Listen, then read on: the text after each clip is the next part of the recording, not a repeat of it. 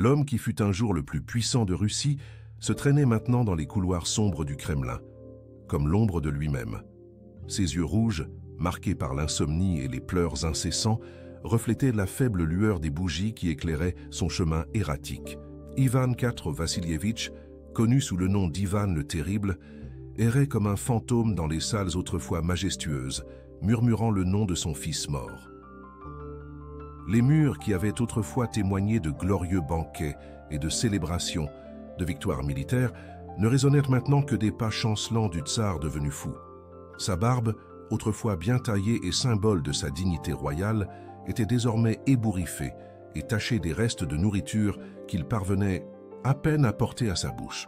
Les vêtements impériaux, autrefois resplendissants de bijoux et de broderies d'or, présentaient des taches sombres de sang séché, le sang de son propre fils aîné, versé par ses propres mains dans un moment de fureur aveugle. Les serviteurs se cachaient en entendant son approche, se réfugiant dans des chambres obscures et des passages secrets du palais. Les boyards, l'ancienne noblesse russe qui s'inclinait autrefois en tremblant devant son pouvoir absolu, chuchotaient maintenant dans les coins sur la folie qui avait consumé leur souverain.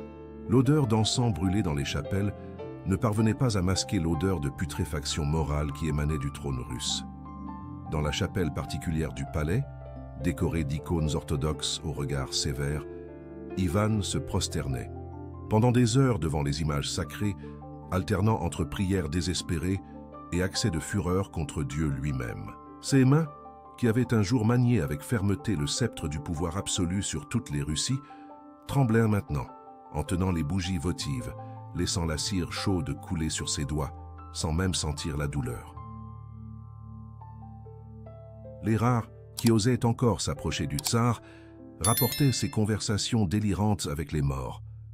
Dans les longues nuits d'hiver, ses cris résonnaient dans les couloirs vides, tandis qu'il débattait avec les fantômes de ses victimes, tentant de justifier chaque goutte de sang versée dans son règne de terreur. Le monarque qui avait construit un empire par la peur vivait maintenant terrorisé par ses propres souvenirs.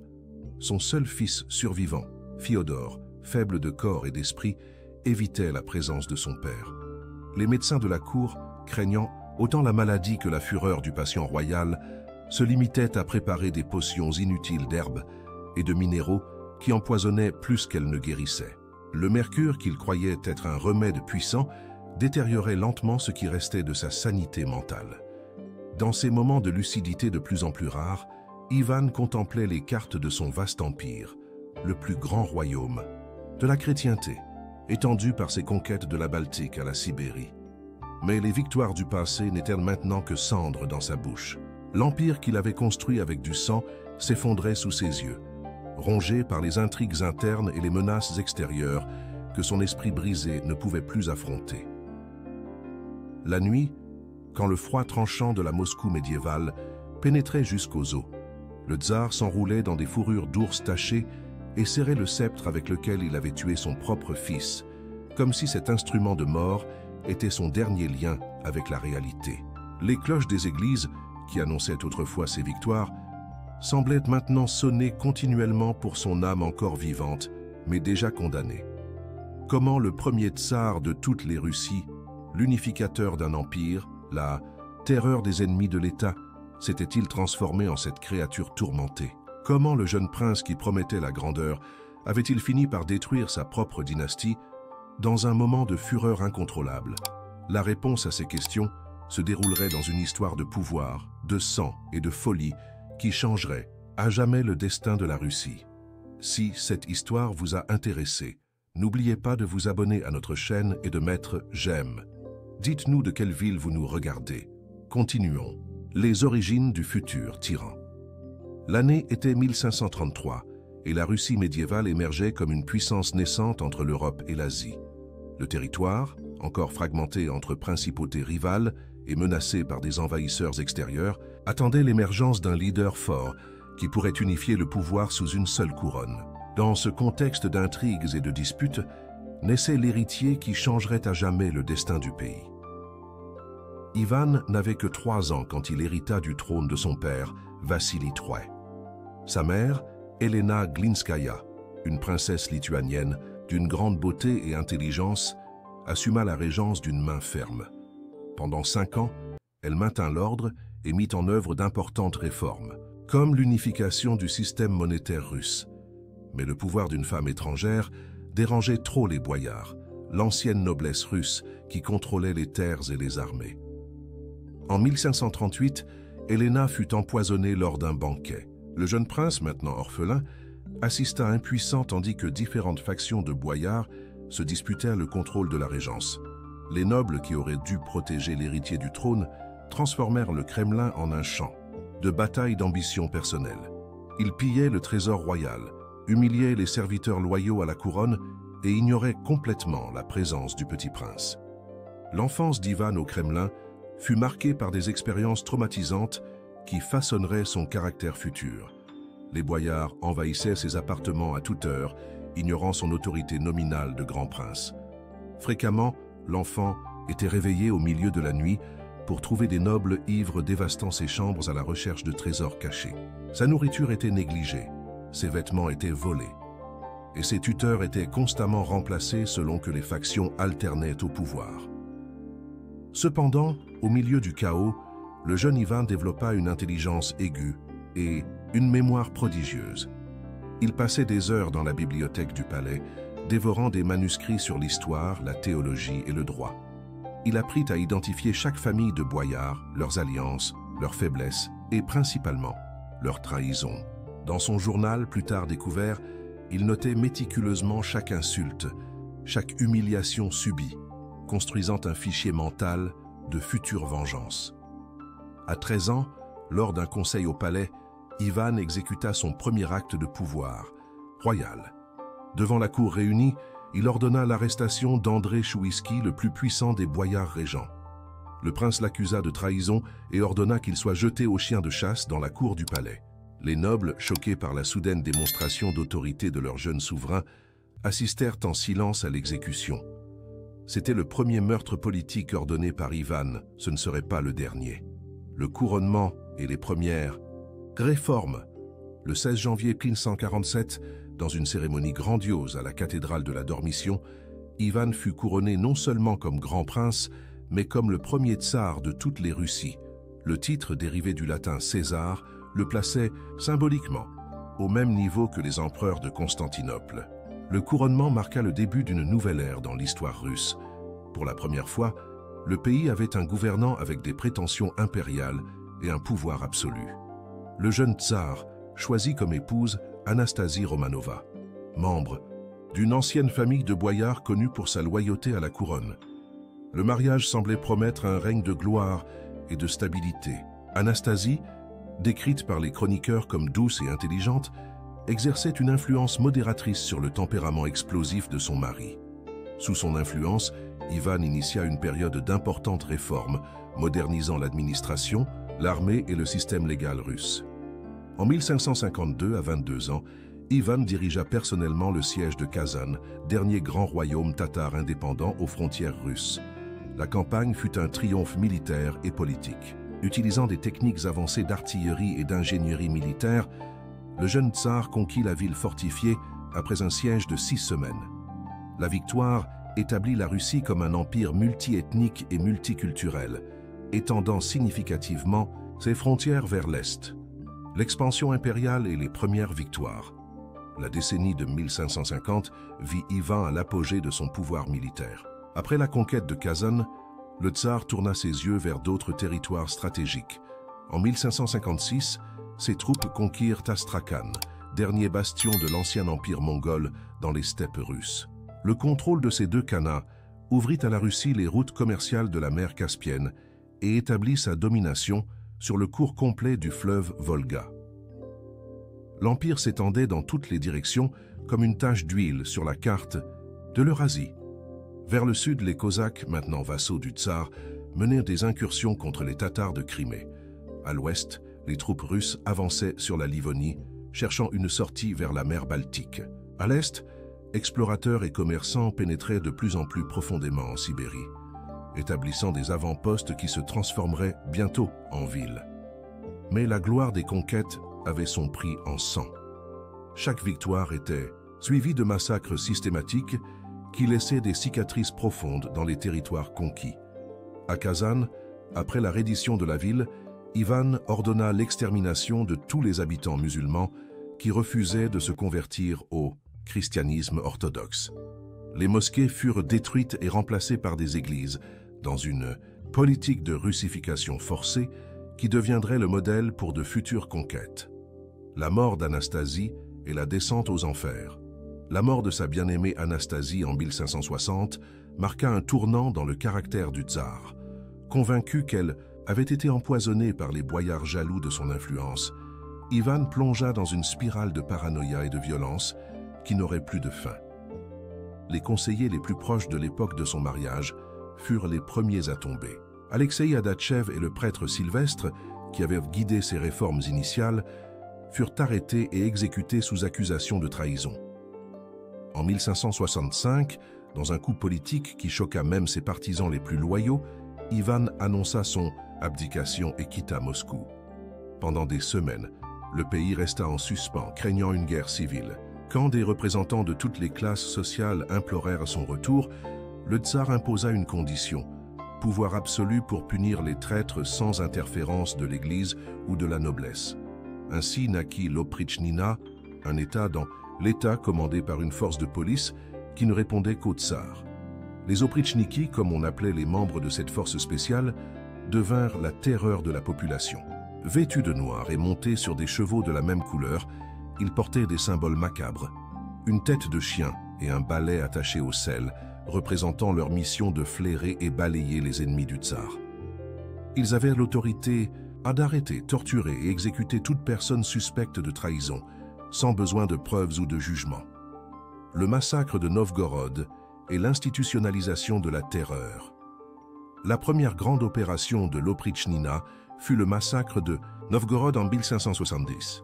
L'ancienne cité-république, soupçonnée de négocier une alliance avec la Pologne-Lituanie, fut soumise à 5 semaines de terreur sans précédent. Les troupes du tsar encerclèrent à la ville et, méthodiquement, commencèrent à exterminer sa population. Hommes, femmes et enfants étaient ligotés et jetés dans la rivière Volkhov. Ceux qui tentèrent de nager étaient repoussés avec des lances et des crochets. Les estimations de l'époque parlent de plus de 60 000 morts. Ivan lui-même participait personnellement aux tortures et exécutions. Les chroniqueurs rapportent qu'il démontrait un plaisir morbide à inventer de nouvelles méthodes de tourment pour ses victimes. Des familles entières étaient forcées d'assister à la souffrance de leurs membres avant d'affronter leur propre fin. Le tsar justifiait ses actions comme nécessaires pour purifier la Russie de ses ennemis internes, se comparant fréquemment à Dieu dans sa fonction de juger et punir les pécheurs. La tension atteignit son apogée quand son cousin et ancien allié Vladimir de Staritsa fut accusé de conspiration. Lors d'un banquet au Kremlin, Ivan le força à boire du poison devant sa propre famille. Tandis que Vladimir agonisait, le tsar dissertait longuement sur la loyauté et la trahison, obligeant les autres convives à continuer de manger et boire. L'épisode marqua le début d'une guerre civile non déclarée entre le tsar et sa propre noblesse, un conflit qui ne se terminerait qu'avec la destruction des deux camps.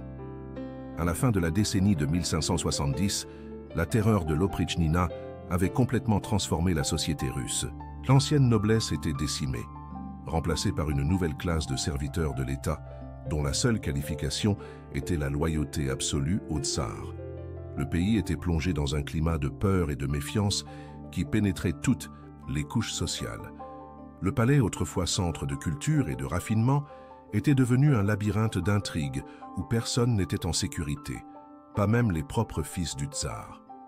L'Empire au bord de l'effondrement. Au sommet de Dussets, son pouvoir, Ivan gouvernait le plus grand pays du monde. De la forteresse du Kremlin, ses décrets traversaient 9 fuseaux horaires, des forêts baltes aux steppes sibériennes. Mais son empire, comme son esprit, commençait à montrer des fissures profondes qu'aucune démonstration de force ne parvenait à dissimuler. L'Oprichnina, créé pour protéger son pouvoir, détruisait paradoxalement les bases de l'État russe. Des régions entières avaient été évacuées, avec des populations entières forcées de se déplacer sous suspicion de déloyauté. Des terres fertiles restaient abandonnées, tandis que leurs anciens propriétaires pourrissaient dans des cachots ou gisaient dans des fosses communes. Le commerce, autrefois florissant dans les grandes villes, était entré en effondrement face à l'instabilité constante. Les marchands étrangers, fondamentaux pour l'économie russe, commençaient à éviter les ports et marchés du pays.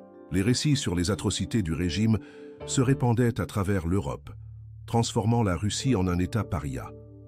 L'Angleterre d'Élisabeth I, seule puissance qui maintenait encore des relations commerciales régulières, le faisait plus par intérêt à garantir une alliance contre des ennemis communs que par confiance dans le régime moscovite.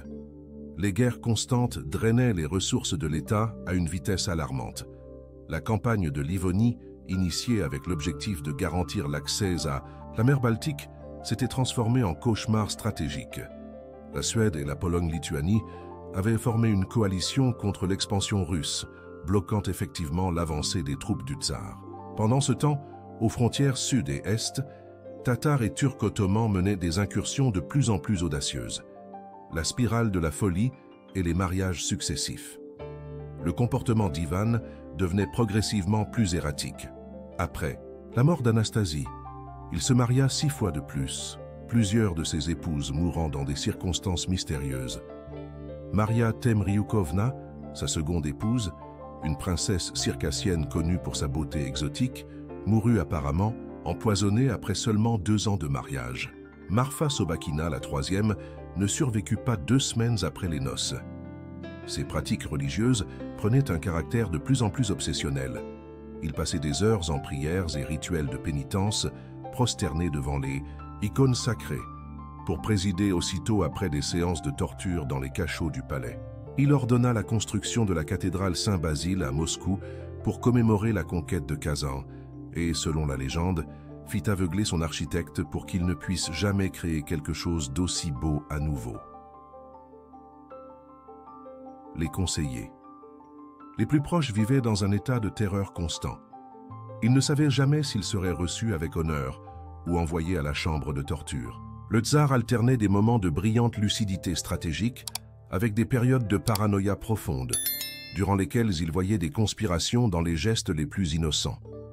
Beaucoup de ses généraux les plus compétents furent exécutés après d'importantes victoires, sous suspicion d'accumuler trop de popularité.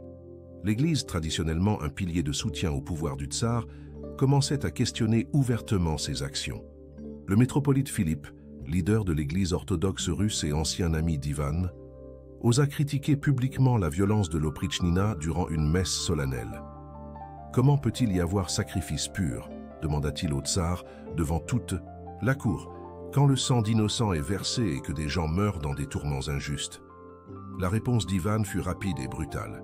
Philippe fut arrêté, dépouillé de ses vêtements sacrés et envoyé dans un monastère distant, où il serait étranglé par Malyuta Skouratov, le plus redouté des Oprichniki.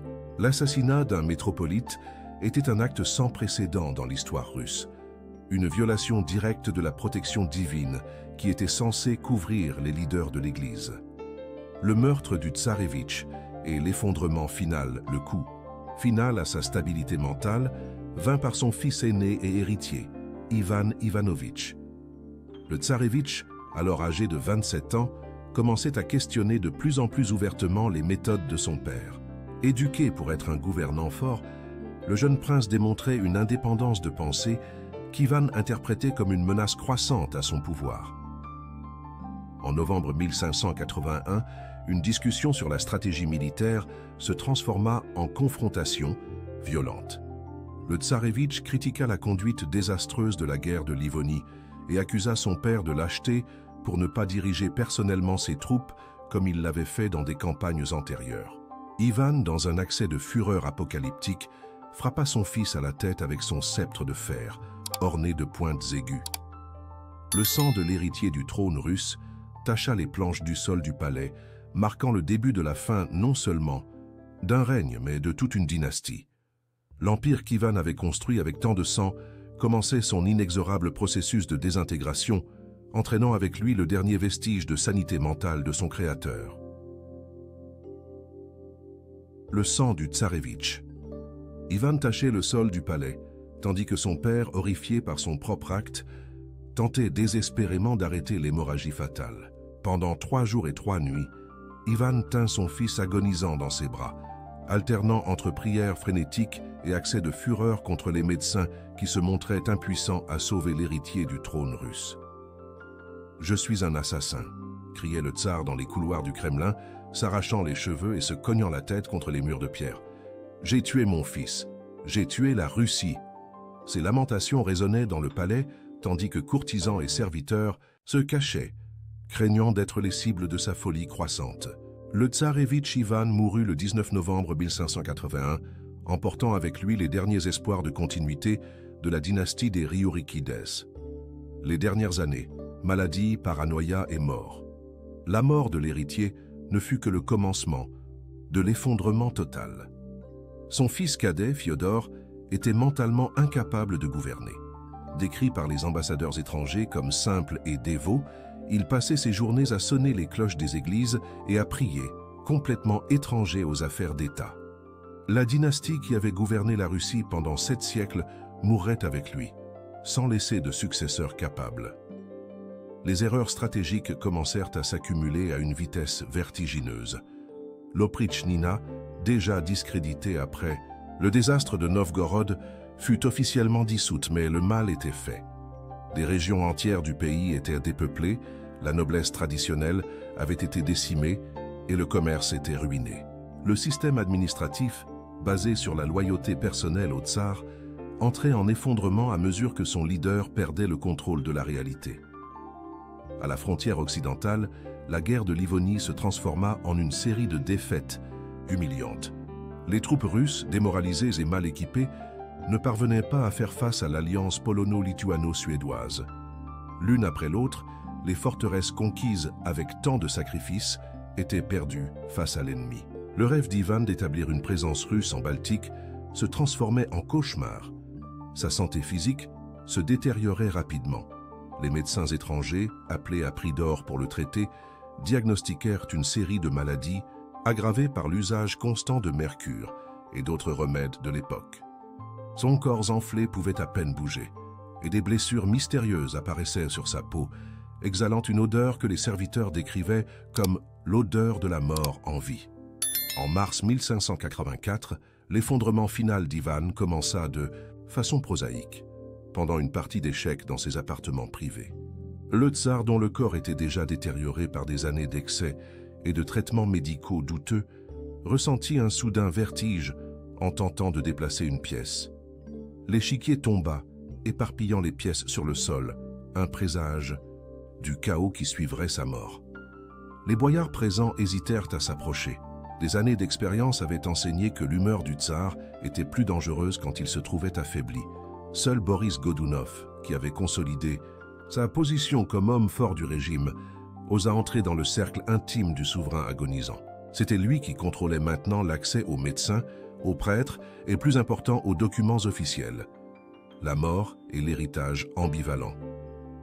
Ivan le Terrible, premier tsar de toutes les Russies, mourut le 18 mars 1584. Son corps fut trouvé froid dans son fauteuil d'échecs, comme si la mort elle-même l'avait vaincu dans une dernière partie.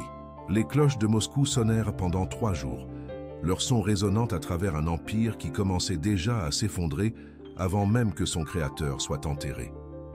Les funérailles furent une cérémonie grandiose, mais marquée par de sombres présages. Quand le corps du tsar fut transporté vers la cathédrale de l'Archange Michel, lieu traditionnel de sépulture des princes moscovites, une tempête soudaine fouetta la ville. Les éclairs illuminèrent le ciel, tandis que le tonnerre faisait trembler les coupoles dorées des églises. Un dernier spectacle dramatique pour l'homme qui avait vécu et gouverné comme une force de la nature. Le corps fut enterré aux côtés des autres gouvernants de la dynastie des Riurikides, une lignée qui remontait à Riurik, le légendaire fondateur du premier État russe au IXe siècle. C'était une ironie historique. L'homme qui avait exterminé sa propre dynastie reposerait pour toujours aux côtés des ancêtres dont il avait détruit l'héritage.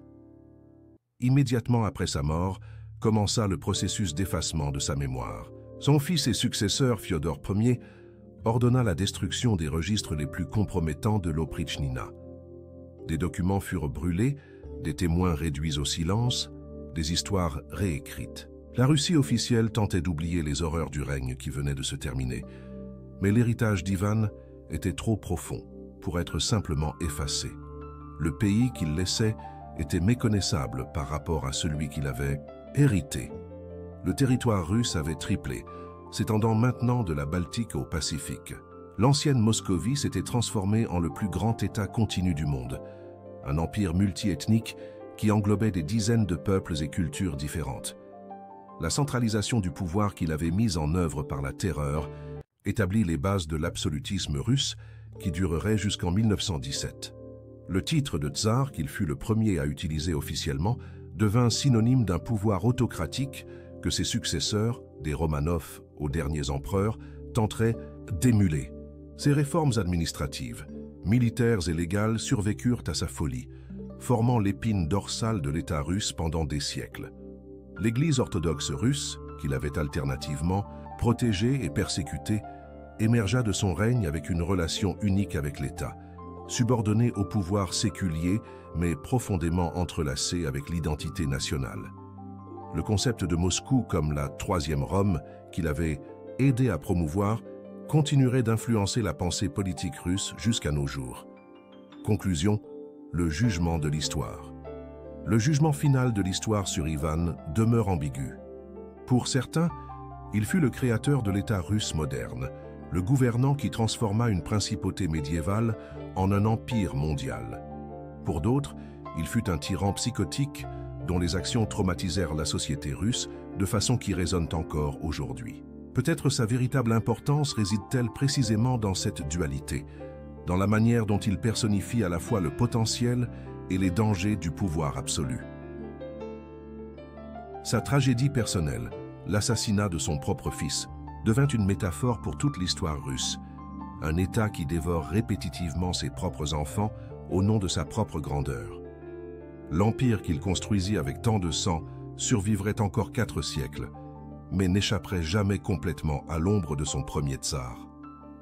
La période qui suivit fut connue sous le nom de temps des troubles, 15 années de guerre civile, d'invasions étrangères et de chaos social qui faillirent détruire l'État russe. Il fallut une nouvelle dynastie, les Romanov, pour restaurer l'ordre. Mais quand ils le firent, ils basèrent leur pouvoir sur les mêmes principes d'autocratie centralisée qu'Ivan avait établis. Les conséquences de son règne furent encore plus profondes dans le domaine social. La destruction de l'ancienne noblesse des boyards et son remplacement par une nouvelle classe de serviteurs de l'État créa un modèle qui serait répété plusieurs fois dans l'histoire russe. Pierre le Grand et plus tard les bolcheviks suivraient un scénario similaire de transformation sociale par la terreur d'État. La plus grande ironie historique vint par son fils Fiodor, le dernier des Riourikides. Durant son bref règne, 1584-1598, beaucoup des réformes les plus brutales d'Ivan furent adoucies ou inversées, mais le système de pouvoir absolu qu'il avait créé demeura intact. Quand Fiodor mourut sans héritier, le trône passa à Boris Godunov, le même homme qui avait aidé Ivan dans certains de ses pires excès. Épilogue, l'écho éternel d'un règne de terreur. Les traces du règne d'Ivan le Terrible s'étendirent, bien au-delà de sa mort, comme des ondulations dans un étang sombre. Chaque tsar qui lui succéda dut composer avec l'héritage contradictoire qu'il avait laissé. Un empire immense unifié par la terreur, un peuple traumatisé par des décennies de violence et un système politique basé sur l'obéissance absolue au souverain. Les chroniqueurs des siècles suivants peinèrent à comprendre comment un homme avait pu accumuler tant de sang sur ses mains tout en construisant les fondations d'un empire qui dominerait l'Eurasie pendant des siècles. Les récits de ces atrocités devinrent des légendes populaires, transmises de génération en génération, servant d'avertissement sur les dangers du pouvoir sans limite. Pierre le Grand, 2 siècles plus tard, étudierait méticuleusement les méthodes d'Ivan pour moderniser la Russie. Comme son prédécesseur, il utiliserait la violence systématique pour transformer son pays, déplaçant des populations entières et éliminant l'opposition traditionnelle.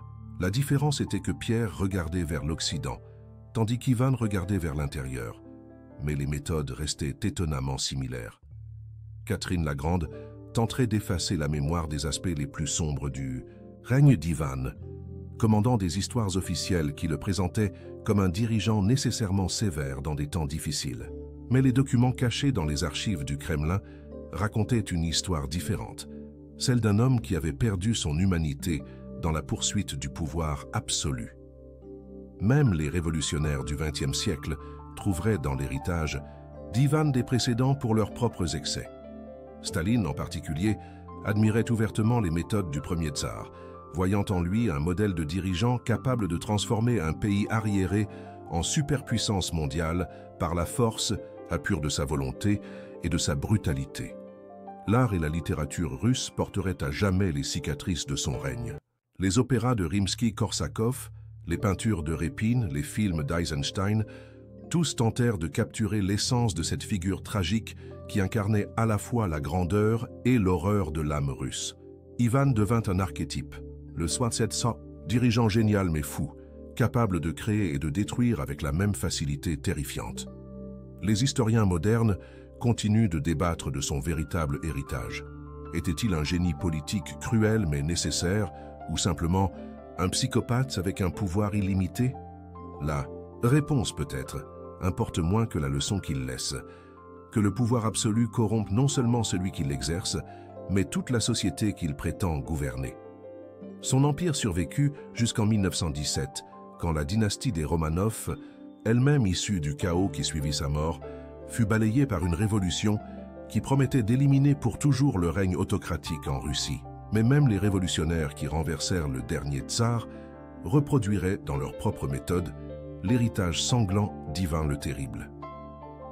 Aujourd'hui, plus de 4 siècles après sa mort, la Russie continue de lutter avec l'héritage ambivalent qu'il a laissé. L'idée que la grandeur nationale justifie la souffrance individuelle, que l'unité ne peut être maintenue que par la force, que les ennemis internes sont plus dangereux que les menaces extérieures. Ces concepts, gravés dans l'ADN politique russe par Ivan le Terrible, continuent d'influencer la façon dont le pays se perçoit et gouverne. Réflexion finale. Le prix de l'Empire. L'histoire d'Ivan le Terrible n'est pas seulement l'histoire d'un homme ou d'un règne. C'est l'histoire du prix que paient les nations quand elles choisissent la grandeur au détriment de l'humanité. Son empire fut réellement le plus grand de son époque, ses conquêtes furent réellement impressionnantes, ses réformes furent réellement transformatrices. Mais tout cela fut construit sur une fondation de souffrance humaine si profonde qu'elle empoisonna l'âme de la nation pour des siècles. Le jeune prince qui avait rêvé de transformer Moscou en troisième Rome avait réussi, d'une certaine manière, à créer quelque chose d'éternel. Mais au lieu de la gloire qu'il recherchait, il légua à son pays un modèle de gouvernement qui privilégierait toujours le pouvoir de l'État sur les droits de l'individu, la stabilité sur la justice, l'ordre sur la liberté. En fin de compte, Ivan le Terrible réussit à tuer bien plus que son propre fils cette nuit fatale de novembre 1581. Il tua aussi l'innocence de la Russie, sa possibilité de développer des institutions politiques basées sur le consensus plutôt que sur la coercition, sa chance de devenir une nation vraiment moderne plutôt qu'un empire archaïque gouverné par la peur. Son véritable monument n'est ni la cathédrale Saint-Basile, ni les vastes territoires qu'il conquit, mais l'idée persistante que la Russie ne peut être gouvernée que par un dirigeant fort, impitoyable, prêt à sacrifier des vies innombrables pour l'idée abstraite de grandeur nationale. Cette idée, née dans les couloirs sanglants du Kremlin sous son règne, continue de hanter la politique russe aujourd'hui. L'histoire d'Ivan le Terrible nous rappelle que les empires construits sur la terreur portent en eux les germes de leur propre destruction. Son règne démontre que même le pouvoir le plus absolu ne peut échapper aux conséquences de ses propres excès et que ceux qui gouvernent par l'épée périront souvent par l'épée, même si cette épée est maniée par leurs propres mains. Fin. De l'histoire et vous, nobles spectateurs qui avez marché avec nous dans les salles sombres de l'histoire, que gardez-vous de ce voyage? Si ce récit vous a touché, abonnez-vous à la chaîne, laissez votre like et partagez avec ceux qui aiment l'histoire vivante et intense. Et ne manquez pas le prochain épisode. Nous parlerons de la guerre de 100 ans, quand la France faillit cesser d'exister. À bientôt.